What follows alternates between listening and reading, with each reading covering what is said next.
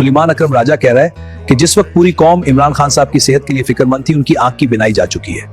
देखिए अली अमीन साहब ने जो बातें की हैं, बहुत सी वो बातें जो हैं बेमहल हैं, बेमौका हैं। जिस वक्त पूरी कौम की तवज्जो खान साहब की सेहत के हवाले से मलबूस थी, हम फिक्रमंद थे। केपी हाउस में इकट्ठे होने का मकसद ये नहीं था कि पार्टी के अंदर तनकीद की जाए, फसाद फैलाया जाए।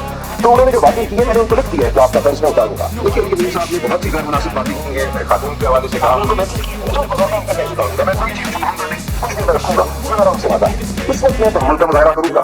देखिए अली अमीन साहब एक शख्सियत है, पार्टी में उनका एक रोल रहा है, लेकिन किसी को उसका रोल या उसका माजी जो है ये इजाजत नहीं देता कि वो बदतमीजी करे। ज़बान पे काबू रखना जरूरी है। तो इसलिए वो जो मामला है उसका मुनासिब वक्त पे हम अहाता करेंगे। जो गुफ्तगू हुई है उसका अहाता होगा। कोई पार्टी से बढ़ के नहीं है, कोई किसी की इज्जत से बढ़ के नहीं है। कितने टके किसकी जेब में है वो खुल के सामने आ जाएगा, बिल्कुल मैं बताऊंगा, ठीक है ना। इसलिए वो बात इस वक्त मैं समझता हूँ बेमौका है, चंद दिनों बाद वो मौका आ जाएगा और उस वक्त वो बात खुल के होगी कि क्या हुआ, क्यों खान साहब ने इनको हटाया, मतलब और बहुत सी बातें, सब बातें होंगी। लेकिन अभी थोड़ा देखिए ये लोग ना पीटीआई को रिप्रेजेंट करते हैं, ना इमरान खान साहब को रिप्रेजेंट करते हैं। उनकी जाती राय हो सकती है, वो अपनी राय देते रहे। उनका ना खान साहब से इस हवाले से कोई राब्ता है, ना खान साहब ने इस हवाले से कोई हिमा दी है।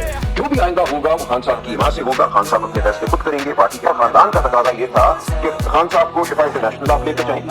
हमारा तकाजा ये था कि खानदान के अफराद वहाँ मौजूद हों।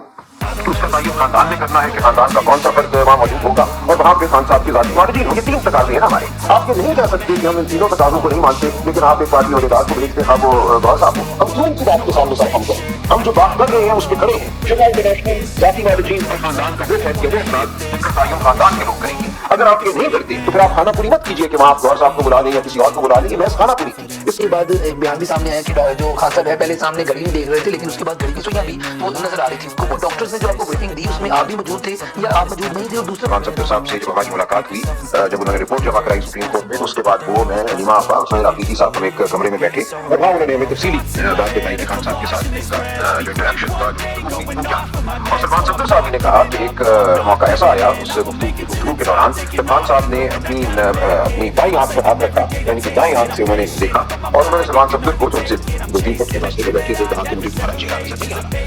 ये बात ये नहीं बल्कि पूरे मीडिया पे चली मेरी ये बात। तो मैंने जो चीज मुझे मेरे इल्म में आई, मैंने उसको अपना फर्ज समझा कि मैं वो कौम के सामने रखूं। जब अलामा नासिर साहब और गौहर साहब, मैं नहीं गया वहाँ, प्रिंस अस्पताल गए जहाँ उनको उन डॉक्टर साहिबान ने ब्रीफिंग दी जिन्होंने खान साहब को देखा था। 15 फरवरी की बात है।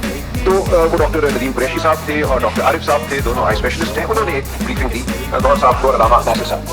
हमने खान साहब की सेहत के हवाले से कोई सियासत नहीं करती, जो मालूमात हम रखाएं हम उनसे खाली से जानते हैं। हम जो नहीं करते, लेकिन कोई चीज सरकारी नजराए से अब तक आती है, सरकारी वो डॉक्टर हो या सरकारी कोई होदेदार हो, हम किस उस पर यकीन नहीं करते। तो वहाँ पे फिर ये हुआ, अलामा नासिर ने हमें ये बताया कि डॉक्टर साहिबान ने जिनको भेजा था उन्होंने ये कहा कि खान साहब को घड़ी की सुई भी नजर आ रही थी। लेकिन हम नहीं मानते ना, हम ये कह रहे हैं अगर इतनी आप कहते हैं सूरत है बेहतर तो भेजें खान साहब की जो जाती वालिदीन हैं उनको लेकर आइए शिफा इंटरनेशनल में, खानदान को उनसे बात करने दीजिए। क्या आपको तामुल है, आप क्या छुपा रहे हैं? अगर एक तरफ आप ये बयानियां हमारे सामने रखते हैं तो फिर इस बयानिया को छुपाने की क्या जरूरत है? इसके लिए तो जरूरी है कि आप शकूक को खत्म करने के लिए खानदान को, उनके जाती वालिदीन को, जिनका उन्होंने फिर तकाजा किया इमरान खान साहब ने, डॉक्टर आसिम यूसुफ और डॉक्टर फैसल सुल्तान, उनको शिफा इंटरनेशनल में मुआयना करने दीजिए खान साहब का। तो ये आंख का मामला हुआ तो फिर पैरेलल एक बयानिया ये चल रहा था कि कोई डील हो रही है, बैरून मुल्क मुंतकिल हो रहे हैं, या फिर ये था कि बनी गाला शिफ्ट हो जाएंगे, क्योंकि इससे पहले भी एक साबिक वज़ीर आज़म की जब वो जेल में थे तो प्लेटलेट्स का मामला हुआ और फिर वो वहां से दूसरे मुल्क चले गए। तो ये अब बयानिया इधर भी बनाया जा रहा था। अब ये बताइएगा कि क्या